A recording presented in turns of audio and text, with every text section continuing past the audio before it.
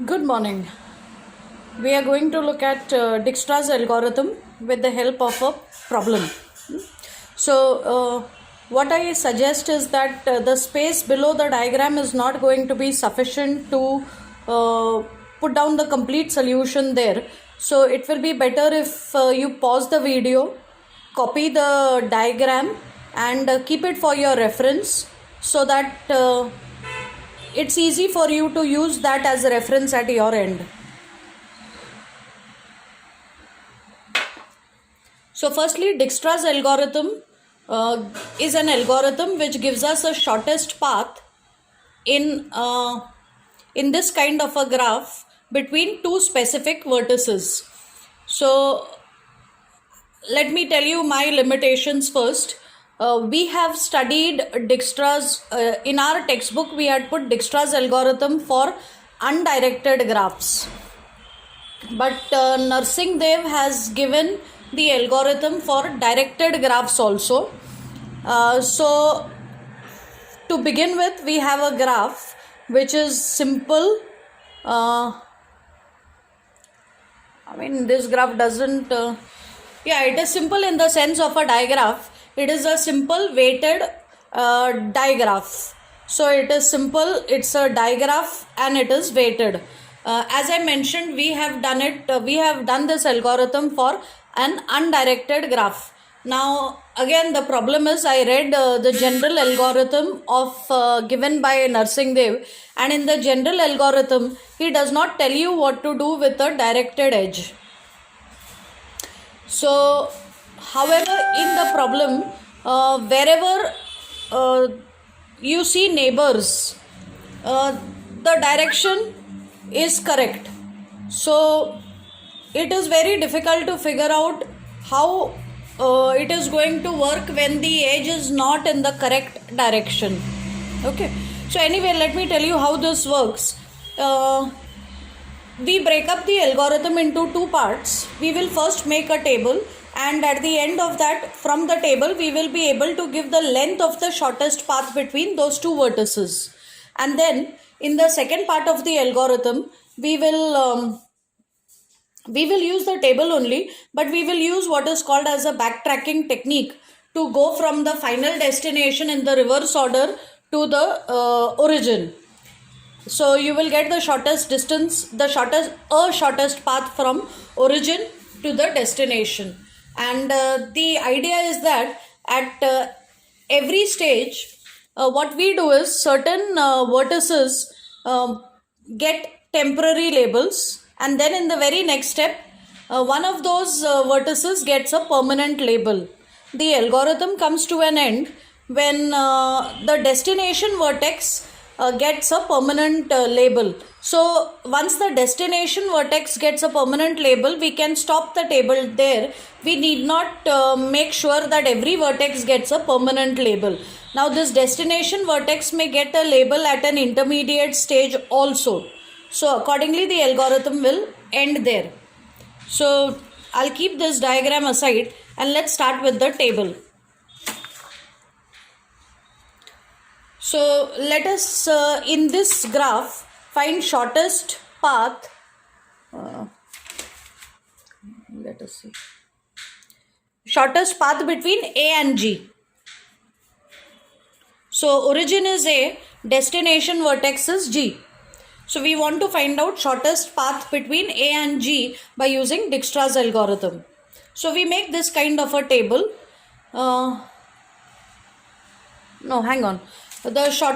We want the shortest path from B to G.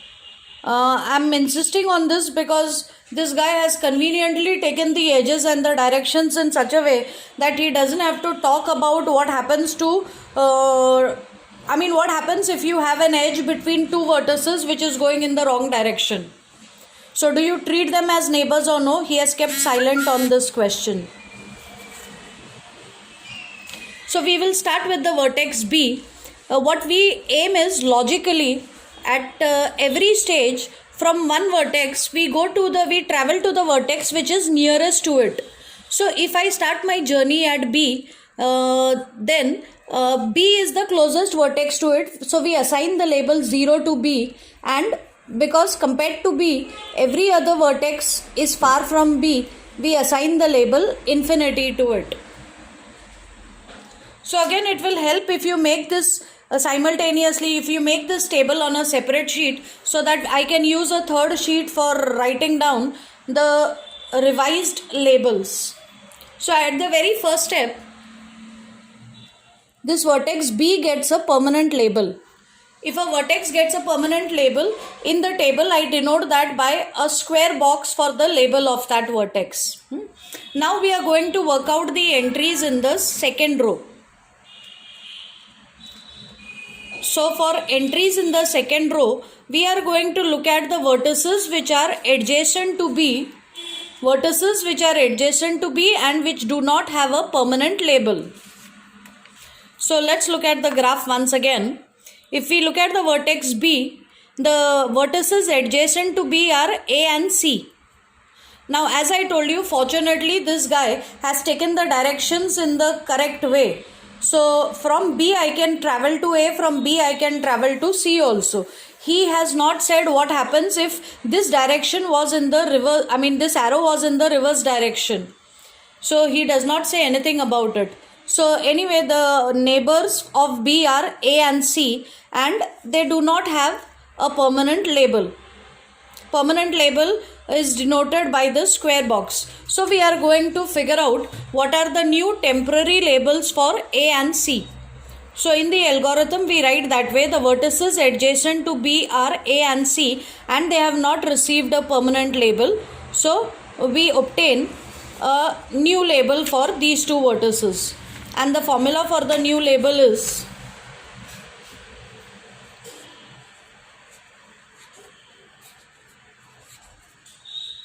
new label of A is minimum of old label of A comma. Now here again the idea is that if I travel from B to A, I will get a new path. So is that a shorter path from B to A, or is the old one a shorter path? So label of B plus weight of the edge from B to A. Now because this is a directed graph, I think we will have to look at the direction, but fortunately he has given the correct direction. So this will be for new label of any vertex, it will be minimum of the old label of that vertex and label of the vertex that has already that has just received a permanent label plus weight of the edge from this vertex to this vertex. So it will be from the table or from the diagram one can see that old label, from the table we get old label of A is A and label of B was 0 and weight of the edge from B to A, weight of the edge from B to A is 7. So it is minimum of infinity and 7, which is equal to 7. So in the diagram, in the table, we are going to write new label of A as 7. Label for B remains 0. The vertices which are not adjacent to B retain the old label from the previous step. Now let's get the new label for C. So new label for C will be old label of C, minimum of old label of C, which is infinity, label of B plus weight of the edge from B to C, and weight of the edge from B to C is 1. So minimum of infinity and 1 is 1. And therefore in the table we will assign the label 1 to this. Now it is advisable, I don't know, at some stage I had figured this out, maybe when we do the backtracking we will again figure it out, but it is better to go for the next step. In the next step we simply copy this row.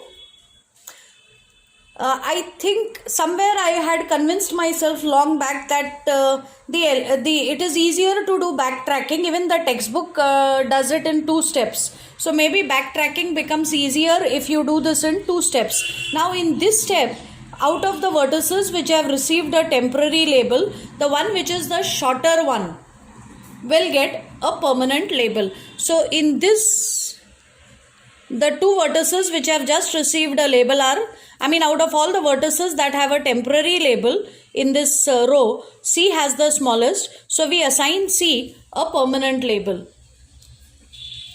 So just to indicate the fact that in this step, C has received a permanent label, we will put a tick for it and a square for the vertex which has received, for the label of the vertex that has received a permanent label.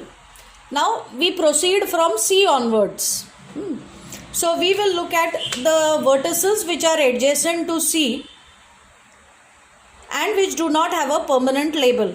So again, if we look at the diagram, see, as I said, from C to A, this guy has got an edge and it is directed from C to A. So we can go from C to A, we can go from C to E, we can go from C to F. So from the diagram, it is clear that there are three vertices which are adjacent to C with the correct direction. There are three vertices which are adjacent to C and which do not have a permanent label. So we will now get new labels, new temporary labels for these three vertices A, E and F.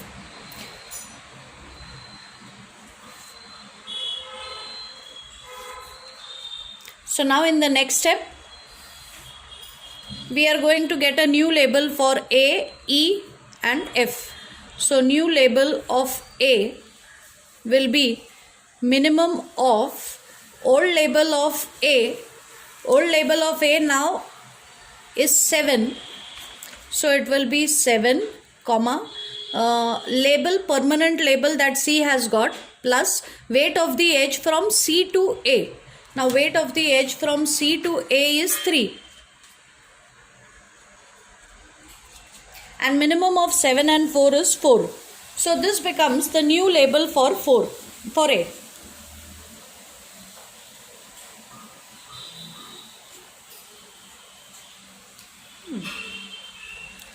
So here the logic is that, see, if I keep 7 as the label for A, that means from B I am traveling to A. From B I am traveling to A. If I go directly, the length that I will require is 7. But if I go from B to C and then come from C to A, so if I use this direction, if I use this path for A, this is a shorter path. So basically this makes sure that out of the updated paths, out of all the paths that you have so far, you keep choosing the shorter one. So instead of going from B to A directly, which is longer, it is better to go from B to C, from B to A via C. So we choose the shorter route.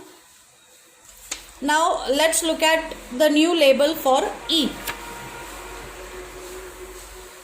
Let me write that as NL.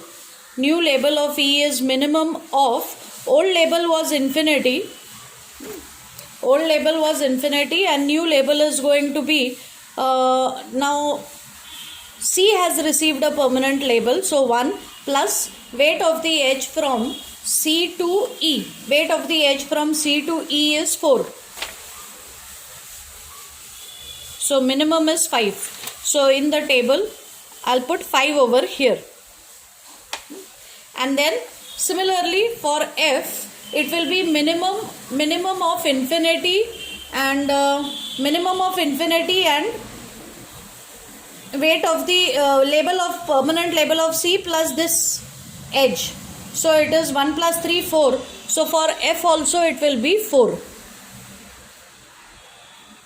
So this step will denote the new temporary labels for the neighbors of C which have not yet received a permanent label. So we copy all this in the next step again.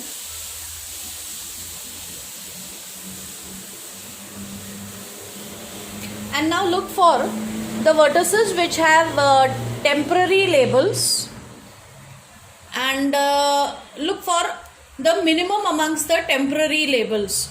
So there are two vertices with least label, that is least temporary label, that is 4. So here you arbitrarily break the tie.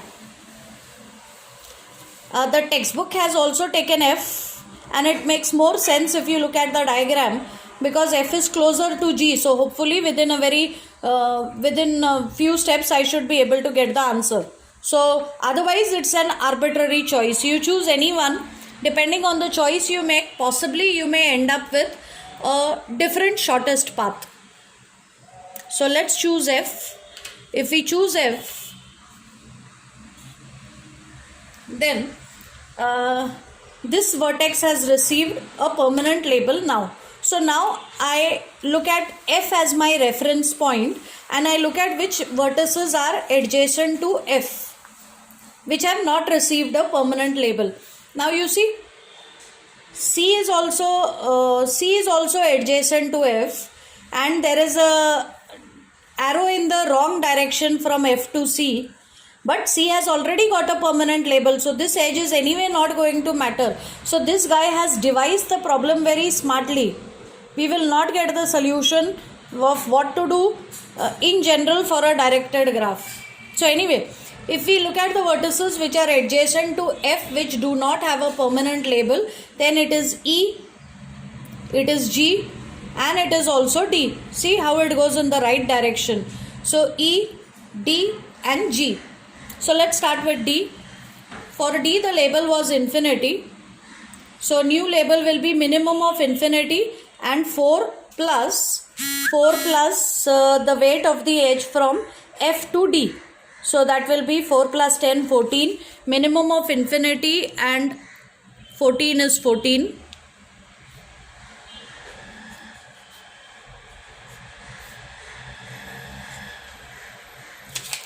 A is not adjacent to it, so the old label for A remains as it is.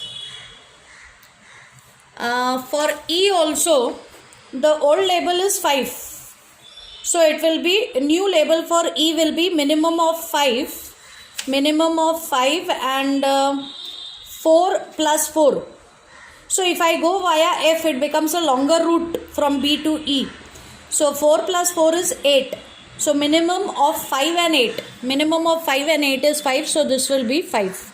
And for G it was earlier infinity. So the minimum will be whatever I get from here. 4 was the permanent label for F. So 4 plus 7, 11. So in the next step, I simply copy this row as it is. And now one of the vertices is going to get a permanent label. So out of the temporary vertices, so what I did earlier did not help much. I have to go to A.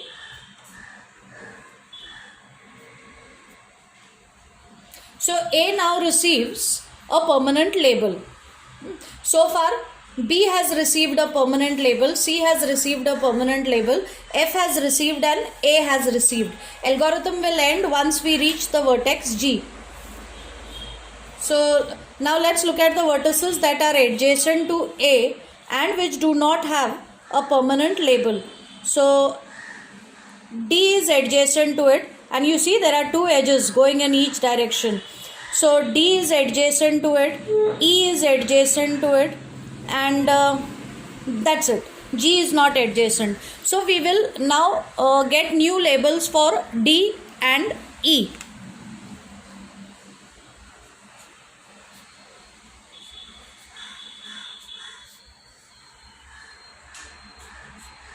Since we are not going to get for G, I will write the label for G as it is. Now let us look at new label for D. New label for D will be minimum of, new label for D will be minimum of, old label for D was 14,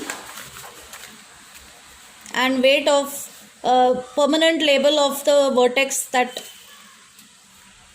is 4, plus weight of the edge from A to D is 8. So it is minimum is 12. Minimum is 12. So this vertex will get the label 12. And similarly this vertex, if you check it out, its label will be 5. So 4, 0, 1, 12, 5, 4, 11. Now out of the ones which are temporary, this one will get a permanent label. So E has got a permanent label. We still have to deal with D and G, but right now we are at E. So if we look at E,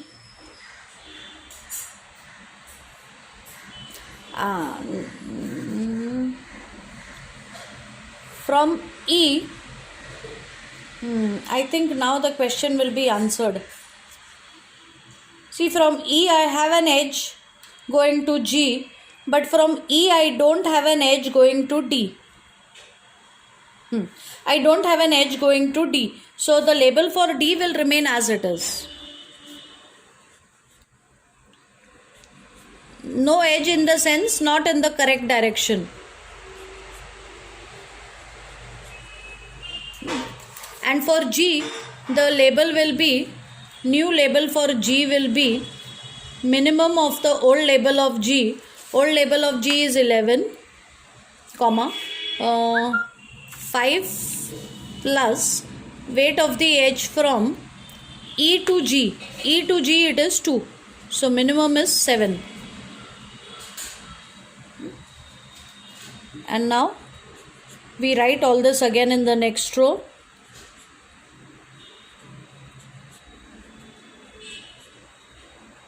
And now amongst the temporary vertices, amongst the temporary labels, this one is the smaller one. So this becomes a permanent label. So algorithm ends here. The algorithm ends here because our destination vertex has received a permanent label. Notice that one vertex is left out. It has still not got a permanent label, but that does not matter because our destination was G. So this permanent label tells us that the length of the shortest path from the origin to the destination, in this case B to G, is 7. So this table in the first part gives us the length of the shortest path, which is going to be unique. But depending on the choices that we have made along the way, we may get different shortest paths. So now in the second part of the algorithm, we are going to actually find a shortest path. And this is done by the method of backtracking. So what we do is, we'll start with the destination vertex. We'll start with the destination vertex and we'll find out which vertex should come before it in the shortest path. So we look at the label for G. Label for G is 7. We go up in this column and find out when G had got this label for the first time. G got this label 7 for the first time here.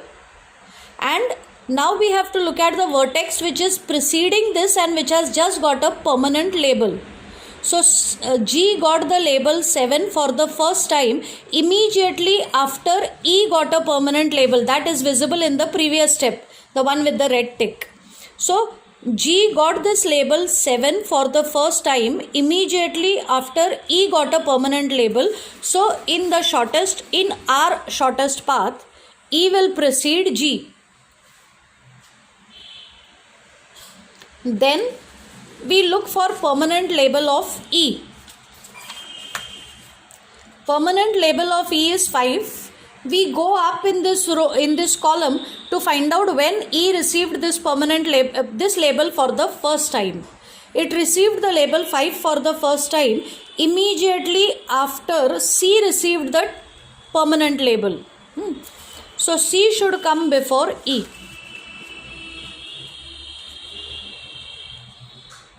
Now let me see what happens before C. Permanent label for C is 1. And it received the label 1 for the first time here, and it received this as a label 1. It received the label 1 for the first time immediately after B received the permanent label. So this tells us that the vertex preceding C has to be B, and naturally this also comes to an end when you reach the origin. And one can verify that this is indeed a path of shortest length by writing out this. B to C is 1, C to E is 4, and E to G is 2. Total is 7, which was length of the shortest path. Okay. So I hope that makes the algorithm clear. Thank you.